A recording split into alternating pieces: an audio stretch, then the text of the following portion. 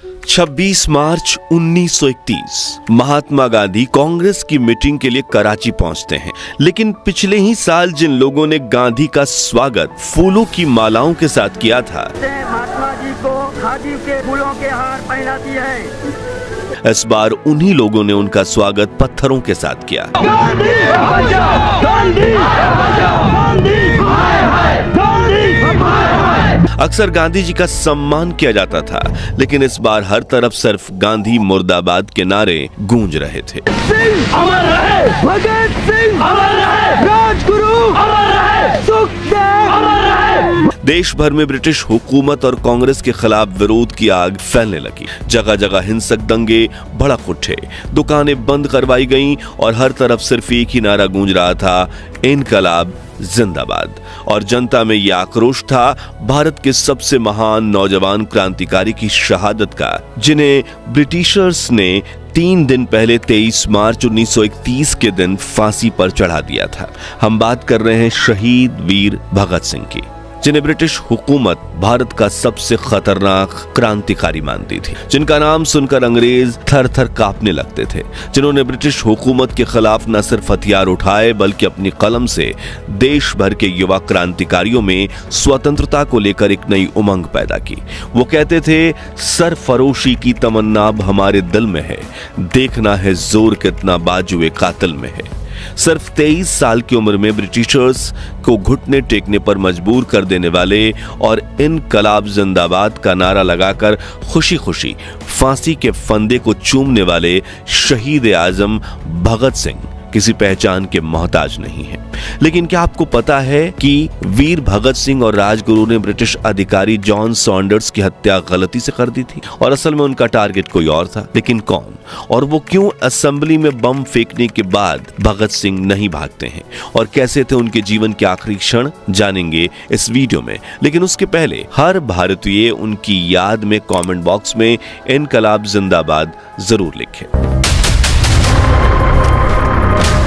27 सितंबर 1907 पंजाब के लायलपुर जिले के बंगा नाम के गांव में एक सिख परिवार में एक ऐसा बच्चा जन्म लेता है जो आगे चलकर अंग्रेजों की नींव हिला देने वाला। नाम था भगत सिंह, जिसके जन्म के वक्त ही उसके पिता सरदार किशन सिंह चाचा अजित सिंह और स्वर्ण सिंह ब्रिटिश हुकूमत के कॉलोनाइजेशन बिल का विरोध करने की वजह से जेल की सलाखों के पीछे थे। यानी भगत सिंह ने जन्म ही उस माहौल में लिया जहां घर की हवा में ही क्रांति की खुशबू थी। देशभक्ति, बलिदान और साहस जैसे शब्द उन्हें किताबों से नहीं बल्कि घर से मिले थे। तभी तो महज 5 से 6 साल की उम्र में उन्होंने अपनी मां विद्यावती कौर से साफ कह दिया, मैं उस स्कूल में नहीं जाऊंगा जहां अंग्रेज का असर है। और फिर उन्होंने चुना दयानंद एंग्लो वैदिक स्कूल, जिसकी जड़ें भारतीय संस्कृति और क्रांति की सोच से जुड़ी थी। इसी स्कूल में उन्होंने 1919 आते आते अपनी महज 12 साल की उम्र में सोशल, इकोनॉमिक्स और पॉलिटिकल रिफॉर्म्स पर 100 से ज्यादा किताबें पढ़ ली थी। वे अपनी उम्र से कहीं आगे सोचते थे, लेकिन उन्हें आजादी का असली महत्व समझ आया 13 अप्रैल 1919 के दिन, जब अमृतसर के जलियांवाला बाग में शांतिपूर्वक विरोध कर रहे लोगों पर ब्रिटिश जनरल डायर ने बिना किसी चेतावनी के गोलियां चलवा दी। इस नरसंहार में करीब 1500 से ज्यादा मासूम लोग एक दिन में ही शहीद हो गए, जिनमें बूढ़े, बच्चे और औरतें भी शामिल थीं। और जब भगत सिंह को इस घटना का पता चला तो 40 किलोमीटर पैदल चलकर वो जालियांवाला बाग पहुंचे। वहां उन्होंने खून से सनी मिट्टी उठाई, एक शीशी में भरी और उसे घर ले आए। बहन ने पूछा, इतनी देर कहां थे? तब भगत बोले, ये मिट्टी नहीं, शहीदों का लहू है और मैं इस खून का बदला जरूर लूंगा। अंग्रेजों को हमारे देश से खदेड़ के ही दम लूंगा। अब भगत सिंह आजादी की लड़ाई लड़ना तो चाहते थे, लेकिन उन्हें कोई राह नहीं दिख रही। तभी नेताजी सुभाष चंद्र बोस जैसे बाकी महान क्रांतिकारियों की तरह ही उन्होंने भी गांधी जी का साथ देने का फैसला किया, जिन्होंने 5 सितंबर 1920 को असहयोग आंदोलन छेड़ दिया था। गांधी ने कहा था, हम हिंसा से नहीं अहिंसा से लड़ेंगे, ना भारत अंग्रेजों के बनाए स्कूलों में पढ़ेंगे, ना उनके बनाए कपड़े पहनेंगे, हम सिर्फ स्वदेशी चीजों का इस्तेमाल करेंगे। भगत सिंह को यह रास्ता सही लगा, शांत लेकिन असरदार। उन्होंने लाहौर में इस आंदोलन का बढ़ चढ़कर समर्थन किया। वो अंग्रेजों को खुलेआम ललकारते, उनकी छपी हुई किताबों और अखबारों को जलाते और लोगों को जागरूक करते। अगले 2 सालों में अंग्रेजों की कमर टूटने लगी। भारत की मिट्टी से उनका भरोसा हिलने लगा। भगत सिंह को भी लगने लगा था कि अब आजादी बस कुछ कदम दूर है। लेकिन तभी 1922 में चौरा चौरी कांड हुआ, जिसमें गुस्साई भीड़ ने एक पुलिस थाने को आग के हवाले कर दिया। इस घटना के चलते गांधी जी ने पूरा आंदोलन वापस ले लिया। बस यहीं से भगत सिंह का गांधी जी से भरोसा टूट गया और उन्होंने गांधी जी से अलग रास्ता चुनने का फैसला किया, बलिदान का रास्ता। वो लाहौर के नेशनल कॉलेज में पढ़ रहे थे। पढ़ाई में उनकी पकड़ भी कम नहीं थी, बल्कि वो उर्दू, हिंदी, अंग्रेजी, गुरमुखी और संस्कृत जैसे कई भाषाओं को जानते और बोलते थे। लेकिन साल 1923 में उन्होंने पढ़ाई छोड़कर आजादी के संघर्ष में खुद को झोंक दिया। वीर भगत सिंह ये अच्छे से जानते थे कि अगर आजादी चाहिए तो उन्हें अपने जैसे लाखों युवाओं को संघर्ष के मैदान में लाना होगा। इसलिए साल 1926 में उन्होंने लाहौर में कीर्ति किसान पार्टी ज्वाइन की। ये पार्टी कीर्ति नाम की एक मैगजीन छापा करती थी। अब भगत सिंह को एक हथियार मिल गया, कलम। उन्होंने अंग्रेजी हुकूमत के खिलाफ इतने तीखे लेख लिखने शुरू किए कि हर पंक्ति पढ़कर लोगों का खून खौल उठता। जो देख अंग्रेजी हुकूमत खुद को असुरक्षित महसूस करने लगी थी, इसलिए वो कैसे भी करके भगत सिंह की आवाज बंद करवाना चाहते थे। इस बीच एक बार अंग्रेजों ने उन्हें पर्चे बांटते हुए गिरफ्तार कर लिया था और कोर्ट में केस चलाया। ब्रिटिशर्स की अदालत भी भगत सिंह को आजाद नहीं करना चाहती थी, इसलिए उन्होंने बेल के लिए 60,000 रुपए की मांग की। आज से करीब 100 साल पहले 60,000 का मूल्य आज के लाखों रुपए जितना होता था। इसलिए कोर्ट को लगा कि अब भगत सिंह जेल में सड़ते रहेंगे। मगर भगत के पिता ने जैसे तैसे करके 60,000 रुपयों का बंदोबस्त किया और बेल दिलवाई। लेकिन रिहा होने के बाद भी भगत सिंह नहीं रुके। उन्होंने लेख लिखना और भी ज्यादा धारदार कर दिया। इसके साथ ही उन्होंने नौजवान भारत सभा नाम से अपनी अलग क्रांतिकारी पार्टी भी बना ली। वहीं दूसरी तरफ देश में क्रांति की एक और चिंगारी सुलग रही थी। हिंदुस्तान रिपब्लिक एसोसिएशन के कुछ वीरों ने काकोरी कांड को अंजाम दिया। अंग्रेजों की ट्रेन लूटी ताकि उससे मिली रकम से हथियार खरीदे जा सके। लेकिन बदले में अंग्रेजों ने अपना असली चेहरा दिखाया। राम प्रसाद बिस्मिल, अशफाकुल्ला खान और 2 साथियों को फांसी पर चढ़ा दिया गया। बाकी 16 क्रांतिकारियों को आजीवन कारावास में डाल दिया गया, जो देखकर भगत सिंह का मन और बेचैन हो गया। एचआरए के प्रमुख वीर चंद्रशेखर आजाद से वो मिलने पहुंचे और अपनी पार्टी नौजवान भारत सभा को एचआरए से जोड़ने की बात रखी। चंद्रशेखर भी भगत सिंह के इस प्रस्ताव पर सहमत हुए और दोनों पार्टीज का विलय कर दिया गया और यहीं से जन्म हुआ भारत के सबसे क्रांतिकारी संगठन हिंदुस्तान सोशलिस्ट रिपब्लिक एसोसिएशन का। उसी साल भारत आया साइमन कमीशन, एक ऐसा आयोग जो भारत पर फैसला लेने आया था, लेकिन जिसमें एक भी भारतीय नहीं था। लाहौर में जब इसका विरोध हुआ तो नेतृत्व कर रहे थे लाला लाजपत राय। तभी ब्रिटिश एसपी जेम्स स्कॉट ने प्रदर्शन को कुचलने के लिए लाठीचार्ज का आदेश दिया। उसने खुद लाला जी को निशाना बनाया और उन्हें तब तक पीटा जब तक वो लहूलुहान होकर जमीन पर नहीं गिर गए।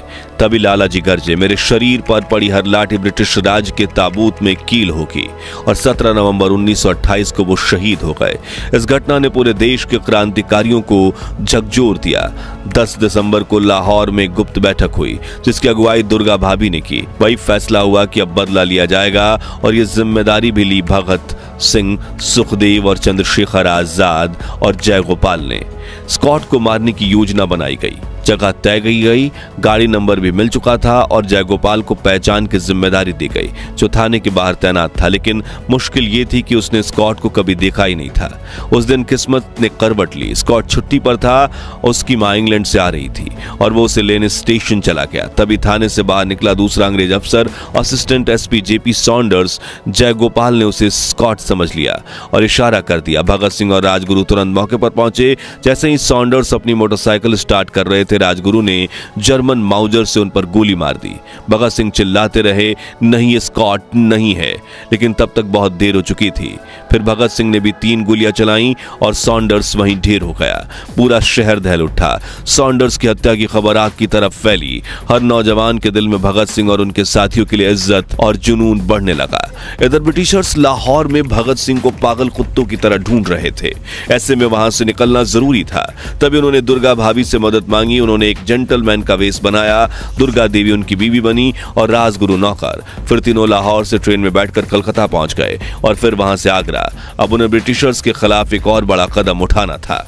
उन दिनों असेंबली में 2 बिलों पर चर्चा होनी थी। पहला था पब्लिक सेफ्टी बिल, जो सरकार को बिना मुकदमा चलाए किसी को भी गिरफ्तारी करने का अधिकार देता था। दूसरा था ट्रेड डिस्प्यूट बिल, जिसमें मजदूर संगठनों को हड़ताल करने की मनाही थी। ये दोनों बिल सीधे सीधे जनता की आवाज को दबाने के लिए लाए जा रहे थे।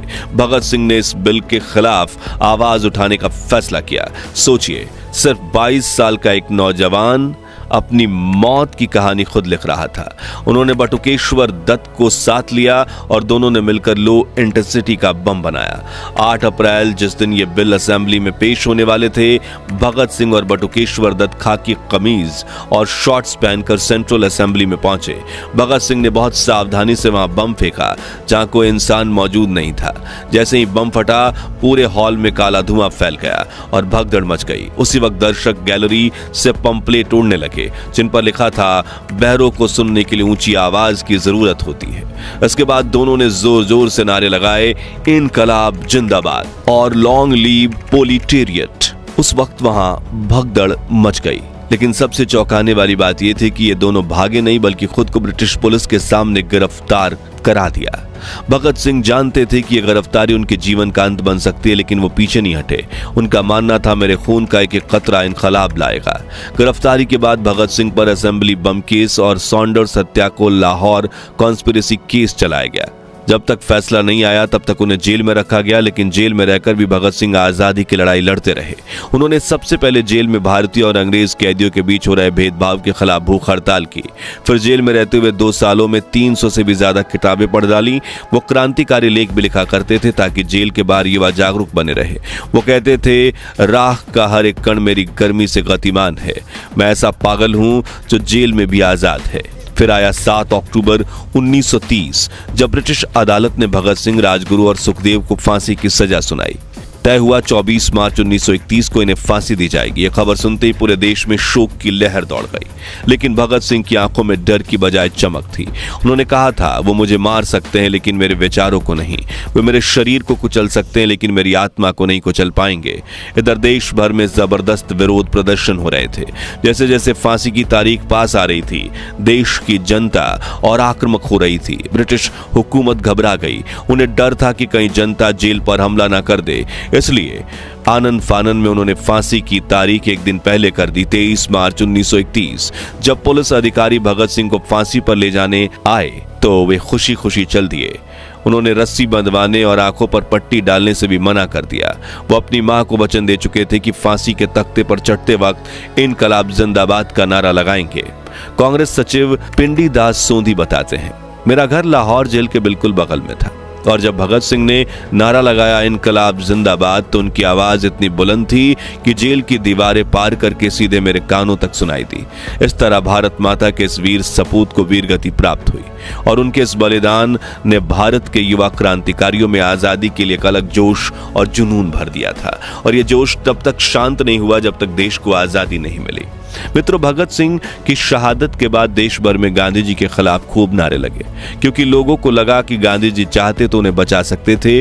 उस वक्त Gandhi ji viceroy Lord Irwin से गांधी इरविन समझौता कर रहे थे, जिसमें कई राजनीतिक कैदियों की रिहाई की बात हुई, लेकिन भगत सिंह, राजगुरु और सुखदेव का नाम उस समझौते में नहीं था। जनता को यह बात चुभ गई। उन्हें लगा कि गांधी जी ने जानबूझकर भगत सिंह को नहीं बचाया, जबकि देश भर में उनकी फांसी रोकने की मांग हो रही थी। इसके अलावा गांधी जी और भगत सिंह के रास्ते भी अलग थे। गांधी जी अहिंसा में विश्वास करते थे, जबकि भगत सिंह ने क्रांति और संघर्ष का रास्ता चुना। शायद यही कारण था कि गांधी जी भगत सिंह की विचारधारा से सहमत नहीं थे और उन्हें रोकने की पूरी कोशिश भी नहीं की। इसी वजह से लोगों का गुस्सा गांधी जी पर फूटा और जगह जगह उनके खिलाफ नारे लगे। तो ये थी शहीद आजम भगत सिंह की कहानी, जो आज भी हमें इनकलाब जिंदाबाद के नारे लगाने को मजबूर कर देती है। अब आप हमें कमेंट में बताइए कि अगर भगत सिंह जीवित होते तो क्या भारत की आजादी कई साल पहले ही मिल जाती, या फिर आप गांधी जी वाले अहिंसक रास्ते के समर्थक। उम्मीद है आपको ये वीडियो पसंद आया होगा। अगर हाँ तो इसे लाइक और शेयर करके 11,000 लाइक्स जरूर करवा दीजिए और भारत के महान इतिहास से जुड़े ऐसे ही रोंगटे खड़े कर देने वाले वीडियोस चैनल को सब्सक्राइब करके देखते रहिए और पास वाली घंटी नोटिफिकेशन के लिए जरूर दबा दीजिए। जय हिंद, जय भारत, इनकलाब जिंदाबाद।